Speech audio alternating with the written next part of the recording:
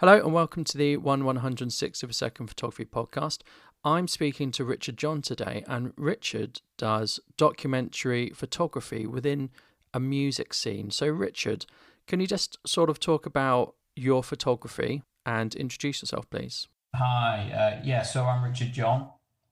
I have been currently photographing Northern Soul subculture, skinhead and mods within that scene for nearly 10 years now. Kind of fell into it really. I was doing a photo gig in Morecambe for the Midland Hotel. Someone I got known talking to kind of said, "Oh, why don't you go to the Tower next week?" Richard Serling, who is kind of the godfather of DJs at Wigan Casino back in the late 60s, 70s, does a Northern Soul venue.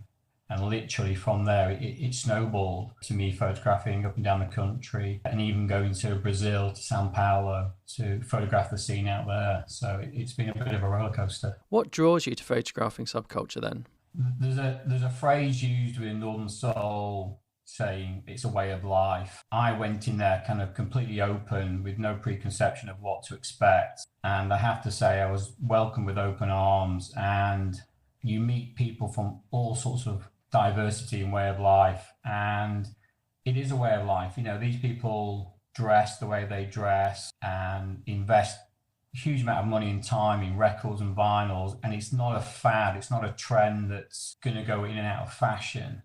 It really is a way of life for these people. And I just found it intriguing to kind of be amongst them. But at the same time, my style of photography was always to be in the shadows. You can have a dance floor full and you'll watch one person dancing and it's almost as if it's just them and the music. So, and that kind of drew me, you know, there's this passion about it as well. So let's talk about sort of your regular routine. So for 10 years, you've been doing this pretty much every week, haven't you? So up until recently, had a full-time job. So I was working kind of in camera accessories and what have you. And yeah, so Friday night would consist of going to an all-nighter, photographing, coming home at 8 o'clock in the morning on Sunday.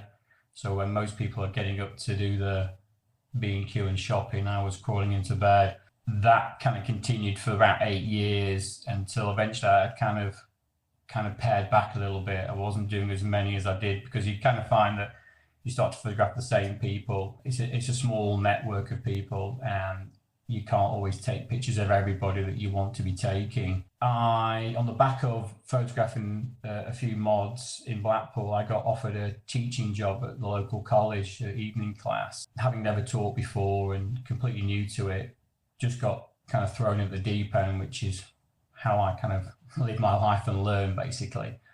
And that has kind of opened a whole avenue of kind of hopefully passing on my passion for photography. I'm not a tech guy. I know stuff, but I'm not a technical photographer. For me, it's about capturing a moment and being creativity, you know, within that really. And so much so that I now kind of run workshops, weekend workshops within Blackpool where I currently reside, hopefully pushing forward. I do quite a bit of food photography now, a passion. Who doesn't love food? So bringing the two together seems like a natural thing. So going back to your sort of 8-year stint of every weekend doing an all-nighter, as you put it, that's a huge investment on your time, isn't it? And physically to be sort of up till 8 a.m., having not slept. I think the last time I did that was when my children were born. Something that's happened twice in my life, you were doing every weekend for 8 years. Now, obviously, you must have loved what you were doing, but talk me through what you were doing in those sort of 8 hours. After a while, I got to meet a lot of people, so they knew who I was and they didn't have an issue with me being there. I've always been mindful that I am there at people's good grace and will, and not everyone is going to want to have their picture taken for whatever reason that may be. At first, I was kind of very apprehensive and wasn't very forthcoming, whereas now people ask if I'm going to a venue or would ask if I'm going to be there or have you got any pictures of me? Can I buy a print? For the first couple of hours, sometimes I'm just kind of having a recce around, seeing how people are dancing and where they're dancing. Is there ambient light that I can use without a flash? Listening to the music and just kind of chatting to friends, really. And then as the night goes on, the dance floor probably gets a little bit quieter because people have gone home. And then you've got a great view then of someone dancing on their own in a corner. And away you go. You get that kind of golden hour or two where everything kind of comes into place. The music's upbeat and tempo and people are really going for it. And then that's my job for me to try and capture that moment. Yeah, investment time wise, I never kind of went into Northern Soul as a business to make money. It was only after about a year someone said to me, "Oh, can I buy a print?" Till this day now, I'm always kind of flattered that someone would want to have an image that I took, even of them hanging on their walls. It's kind of a privilege for me, really. So those images of people, they're obviously in a documentary style. So do you spend a lot of time editing them, particularly if people want to buy them, or is what's taken what's delivered? When people are dancing on the dance floor, a lot of them will tell you that they're in a world of their own. You could be surrounded by 50 people, but at that moment in time, it's just them and the music, and that's what I try to capture. So the majority of my images are always of the single person dancing, and I'd have to edit quite a bit because sometimes you'd have someone doing a high kick in the background, and obviously their foot would be kind of halfway through someone's head, and therefore great deal of editing of blacking the background out and isolating them. And as I've progressed and I've kind of changed over from Canon to Sony, the Sony allows me to shoot in extremely low light, and that has kind of changed my style slightly. So I'm less kind of trying to pinpoint that one person. And as I've got better, hopefully, my framing is improved, and therefore I don't have to do too much editing. A lot of it is just basically color correcting or giving it a black and white feel to fit the genre. So let's talk about the kit. What do you take with you and what camera kit do you use? So for a long time, I shot with a Canon 7D and I used the Canon flash, and that was kind of with a modified diffuser. So I not only would I have a plastic diffuser on that, but I had literally put elastic band with business cards around it to try and kind of filter the light to where I wanted it to go. And that enabled me then to kind of highlight the person dancing and blacken the background. And as I've progressed, my eye got caught with the Sony. Investing in that was probably a big game changer for me in my photography in general. Sony Alpha with the Zeiss 55mm lens means that at 1.8 so much light comes in and the image is so clear edge to edge that I can go to these places where they are fundamentally very dark venues. They're not well lit at all. There's no sparkly lights. It's not a disco. This is a dark hall, badly lit, as a photographer would say. But if you can just get those little snippets of light coming through, catching someone side on. My work's always been very dark and edgy, and the Sony allows me to kind of keep that, but then sometimes edit with a bit of color to give it a feel that would be different from anyone else's. So you must get home tired in the morning, maybe a long drive, go to bed, probably get up late on a Sunday, and I'm guessing you might have sort of 200 or 300 images. How do you pick the best ones? To be honest with you, by the time I got home, I would sleep for about 3 or 4 hours and then I'd be up. Back in the day, I would try and turn around the images as quick as possible. Currently, I've kind of slowed down a little bit. As for image-wise, I kind of halfway through the night, I'll have a feel for some of those images that are going to work really well. And when I first started, probably like a lot of photographers, I probably took too many pictures. I've been to gigs now where sometimes I only take a couple of hundred, if that. As for images that work, I've learned pretty quick to listen to the music and know certain dancers will do a certain move at a certain time. So you listen to the break, certain dancers will kick or they'll do a backflip, they'll jump. So I'm always watching, and that enables me then to get in the right position, the right place to capture that image. So the reality is you're probably looking at less than 5 that are real images that you're kind of, they're the money shot. And then after that, you're probably looking at about 25 images that will fill in, that will kind of add to the album as a story.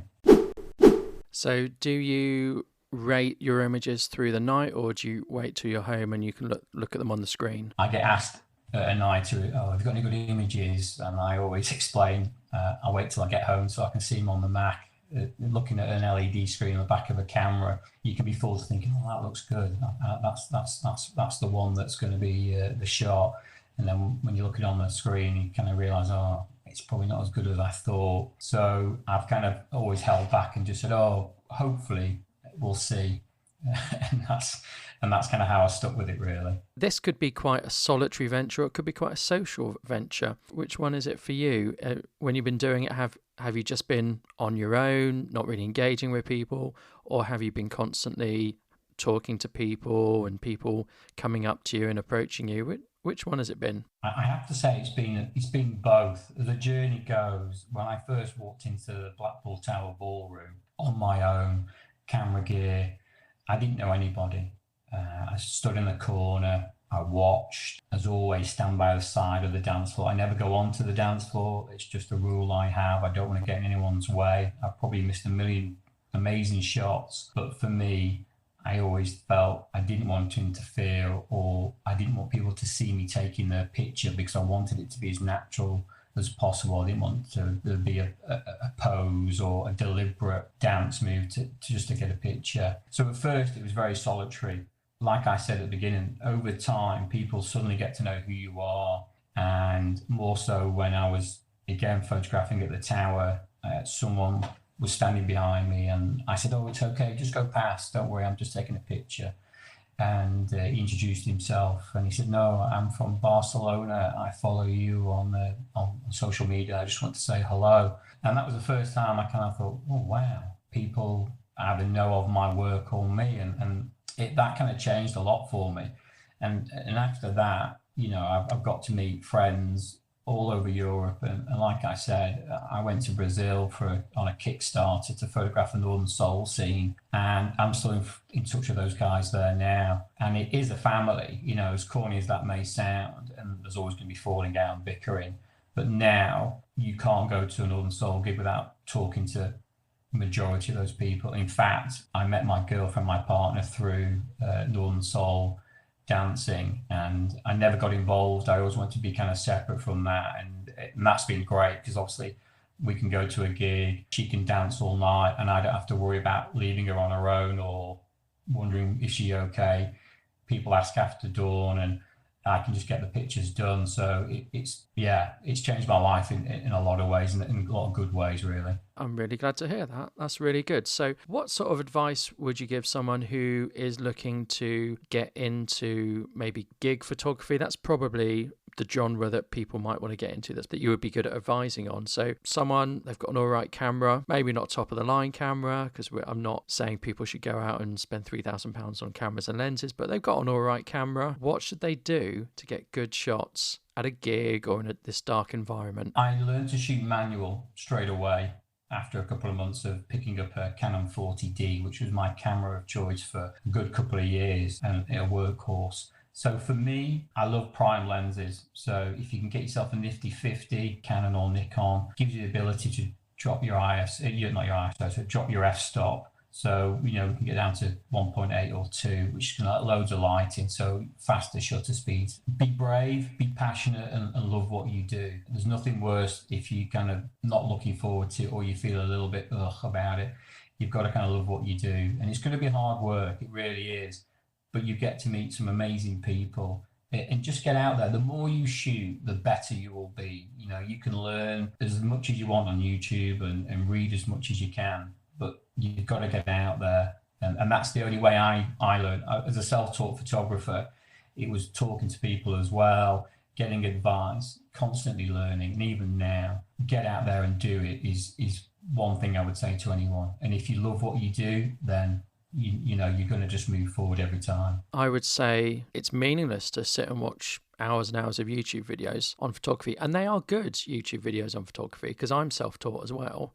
I will always watch stuff on YouTube, whether it's gear reviews or tutorials. I don't watch so much now, but that really helped. I learn better via videos than reading books and stuff. But it's all useless if you don't go out and do any photography. What's the point being a technical expert if you never go and do it. So I completely agree. By all means, learn stuff, but then go put it into practice and see what works for you. Using the cameras you've had, the 40D, the 7D, the Sony, I imagine particularly with the Canons and the older cameras you've had, focusing with autofocus in such dark conditions would be problematic.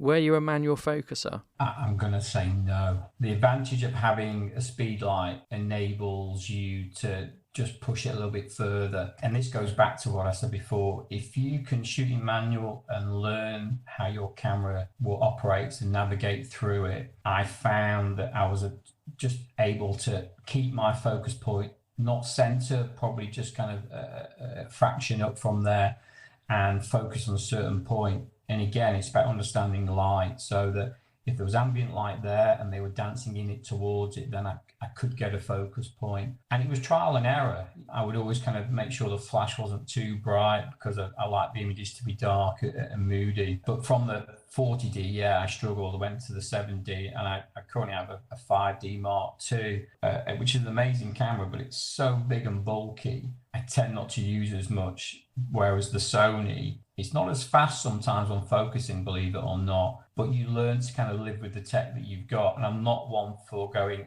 like you said, buying £1,000 camera and lens just to shoot in auto. I think you just learn to adapt to the situation and turn it to your advantage, really. I mean, I've got the original 5D, which I still use all the time. It's a heavy camera, and I've got a lot of smaller cameras, and my preference for doing street photography is to use a compact camera. I suppose if I line them up next to each other, they get smaller and smaller, like in a sort of triangular shape. One of the advantages of your Sony must be it's going to be lighter than your traditional DSLR. Oh yeah, it's a breath of fresh air. You know, I can put it in an outdoor jacket pocket with a 35mm lens on it. It's just great. You know, you don't know you've got it when you're looking around a Canon 5D with a lens on it. You soon end up with tennis elbow after a couple of years of photographing. So yeah, it's like I said, it was a game changer for me. One of the best things for me was that I could transfer an image onto my phone, edit in Lightroom, and put it out there straight away. So if I was in Glasgow, for example, last weekend at Barrowlands, I could go back to the hotel, do a cheeky edit on the mobile and put it up there. And that keeps people interested and on the ball. So yeah, absolutely. You know, it's certainly the way forward for me. But like I said, for anyone starting now, go with your budget, and anyone will tell you that it's the lens that's going to do you more credit than the camera itself. But the reality is, I've got friends who shoot predominantly film 35mm, and they're producing some stunning works. So it's just a tool at the end of the day. I firmly believe it's the photographer and the person that makes it.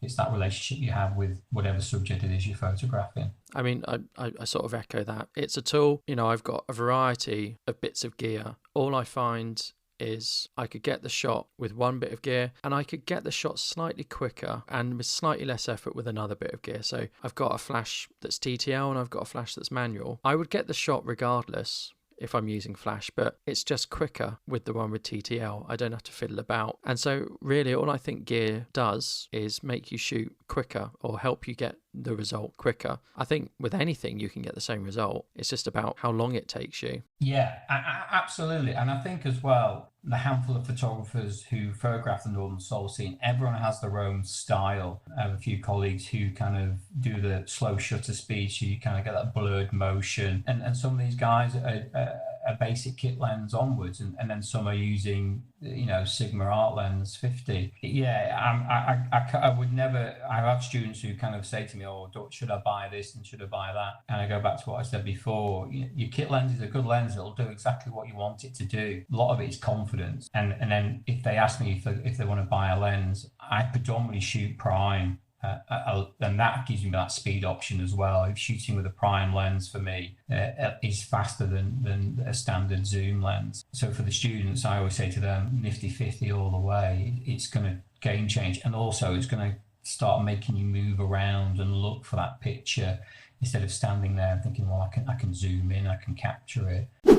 The nifty 50 is a very good lens, and it's under £100, isn't it, for the Canon one? Yeah, I mean, you can get it for 40. I think the Nikon's a little bit more expensive, but yeah, plastic fit, but it's going to do a job. You know, for a lot of people who are starting out, and I'm teaching, and they go, "Well, I can't get my picture like you've just taken yours." But then they're not controlling the settings properly, and I can take the camera, do a picture, and say, "Look, it's more or less the same." It's just having that confidence in yourself, you know, and not relying too much on that kit. But when you're first starting out, nifty 50 and a kit lens is going to be adequate. If I look at my gear, and a bit like what you said, you know, I've got the Canon 5D and I've got the 24 to 105 huge lens. I've got to a stage now where I can probably fit all my camera gear in a decent size camera rucksack, and that's it. You know, you don't need all the bells and whistles. I think it's just going to be a hindrance, because what you're going to do with it, you can't shoot all at the same time. I did a shoot last weekend and I took my Canon APS-C body. You mentioned the Sigma 50mm. I've got that. I took that. It's a big lens. It's quite heavy.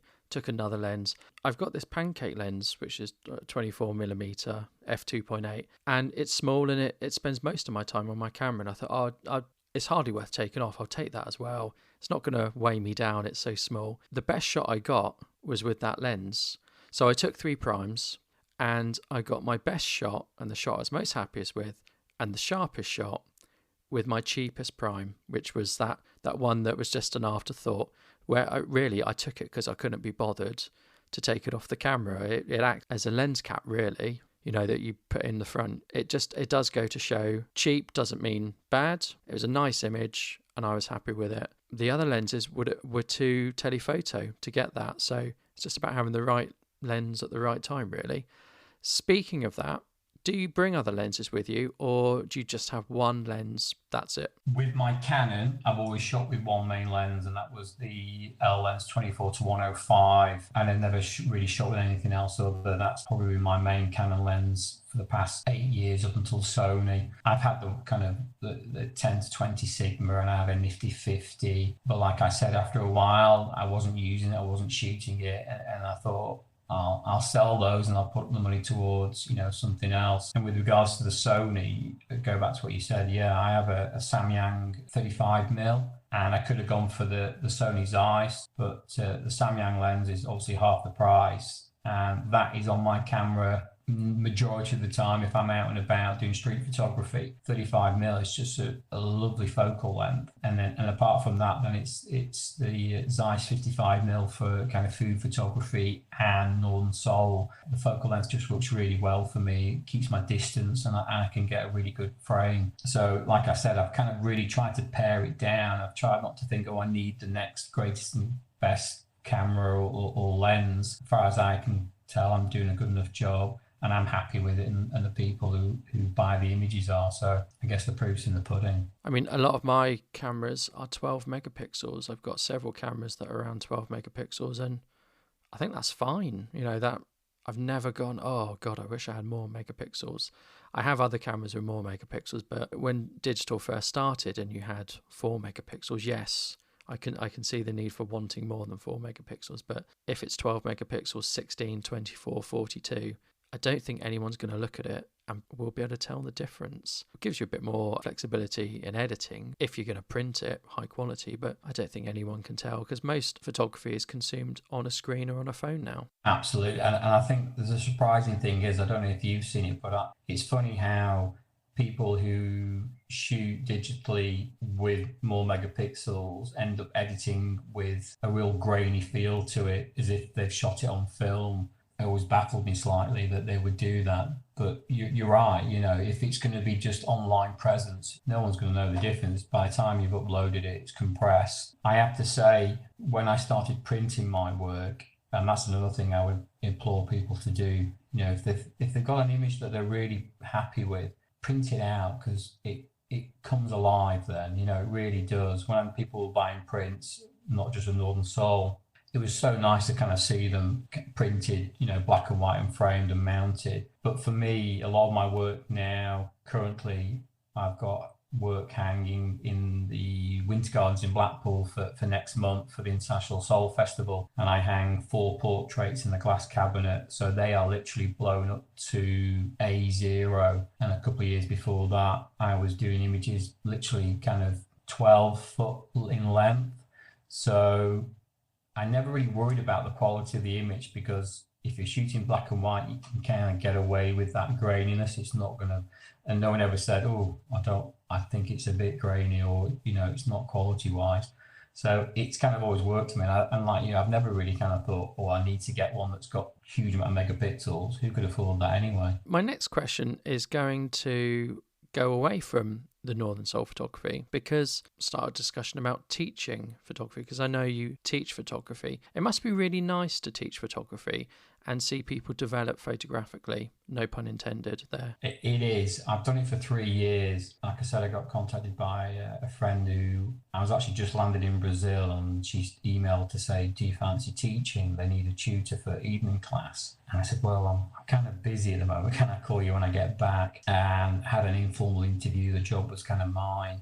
Went to kind of look at the class. The tutor was sick. I ended up taking the class. So literally baptism of fire. I love every minute. I've never missed a class, and it is great to see how they develop over those 10 weeks. And the class starts as a beginner's course for 10 weeks, and then we do what we call an advanced course for another 10 weeks, and they tend to run one after another. And it's great because if the students carry on, they're looking back at their works after 20 weeks and seeing huge amount of improvement. And even though I have to kind of give them some sort of technical photography knowledge, I explained to them that for me, to be able to look and see an image and be creative is just as important. And when students are coming back and like, oh, I'm starting to see things a bit different now, and I'm looking at things that I wouldn't normally look at, that always puts a smile on my face. I think one of the things I like about photography is it's the only thing I can do creatively. I'm rubbish at drawing. I can't play an instrument. It's the only thing that I can create something that's half decent. Well, I do have an art background, but I've not picked up a pencil and drawn for a long time. I think for me, a camera just allows you just to get out there, doesn't it? You can be just on your own, have your camera and go anywhere. And most people aren't going to bother with you.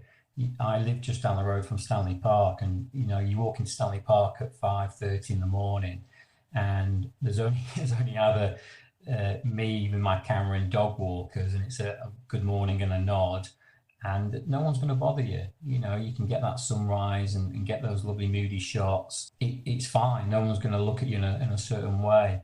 And you're right, it gives such satisfaction and joy just to be able to be outdoors. Like I said, pick up your camera and go. No one's, you have to worry about anything else for the day. And I love that you kind of lose yourself in what you're doing. I'm thinking, I can't even paint a wall. We painted a wall and I struggled with that. I think I got it on like the coving bit. So yeah, I can't even paint a wall. So it's the only thing I can do creatively. My writing's messy, but that leads me to my next point. This is a mean question to ask you. Can you teach photography, or is it something that is a skill like painting that people just have or they don't have? Can people get better at photography with teaching? I'm going to say yeah, because I have seen people's images from when they first started to when they finished, and they understand more about framing and composition. And I use the phrase snapshots, not just kind of going out and firing off hundreds of shots and trying to think, well, one of those will be okay. For me, it's kind of teaching them to take their time. And I throw the kitchen sink at them. I make no qualms. I tell them from the first night, you turn your camera to manual and it stays on manual, because if you can learn those 3 main settings, you're there for me. You're mastering photography. The rest of it is fundamentally your creative input. I think you can certainly give people that springboard to move forward, and if anything, be more confident, because for a lot of people who haven't done street photography, or they've just got a camera and they're not too sure, or they're doing it because they want to get out a bit more, it's a huge amount to take on. And so therefore, if I kind of go down the angle of more creativity than tech, then hopefully that kind of puts them at ease as well, I want you to think of three tips you would give a beginner, and please just limit it to 3. Your top 3 tips you'd give a beginner to improve. Learn to shoot in manual, get out as much as possible, and really enjoy what you do and what you're taking pictures of. My 3 tips would be get high and get low, pointing down and low to the ground. to get some interesting angles. Think about your shutter speed so that you don't get a blurry image. The other thing to improve your image is where you can and where your camera will allow it, shoot in RAW, so that if you need to, you can save your image a bit later, or you've got more flexibility. Those would be my three. My only thing about shooting RAW is, for a lot of people who are starting out, if they're still taking loads of pictures, RAW files are so big, and I only tell them to shoot in RAW if they feel comfortable enough that they're going to edit it or print it, or they're going to keep it. Because for a lot of them, when they're first starting out, they're still in the habit of taking hundreds of shots. So I agree with you, but for me, I always say, if you're starting out, shooting JPEG until you'll feel comfortable, and then either shooting both or just jump straight into RAW if you feel you can do, you know. But I mean, even things like smartphones now, thankfully, you can plug your card in and it will recognize RAW files, which is great. Maybe not on the newest of cameras because it hasn't updated, but certainly for my older Canon cameras, I can certainly get away with plugging them in to my phone. And in fact, it's not just phones, actually. Windows and Mac sometime have recognized RAW, which is quite good. So you can shoot RAW and plug it in your computer or your phone, and you should be able to see it on the screen. Of course, you can't necessarily share it on social media and other websites. You need to convert it to JPEG. But RAW used to be a bit of a preserve of an expert. It used to be a bit scary because you needed either Canon software or Sony software or Lightroom or Photoshop. But now I do feel RAW is much more accessible to people. Yeah, absolutely. And like I said, if you're really going to push it forward and you're confident enough, then yeah, definitely use it, because that's why I say to a lot of students and people, print your images. And obviously if you're shooting in RAW, you've just got that capability of a lot more data, which means, you're going to get a better image all around. So, yeah, and the fact that even my iPhone through my Sony, I can transfer a RAW file and edit it there and then, which is amazing. Whereas, like you said, back in the day, it was always professionals, and you would never kind of see an amateur shooting in RAW. It was kind of almost taboo. But yeah, it's an open market now, which is great. So I think we've come to the end of our podcast episode. We've been talking for a long time. Where can people find your work, Richard, and where can they find out more about your work and yourself and your images? Thanks very much indeed for inviting me. I've really enjoyed it. First ever podcast. So you can get me on Richard Jon Photography, and that's Richard Jon, and also on Facebook, Twitter and Instagram. It's either Richard Jon or Richard Orton, which is my surname. I don't use it because no one can ever spell it correctly, but it's Richard Oughton. Don't worry, all that will appear in the description below for those people who are interested. So I want to thank you very much, Richard. It's been a really interesting podcast. It's been really interesting to talk to you. So thank you so much. Thank you indeed, sir. Lovely. Great talking to you.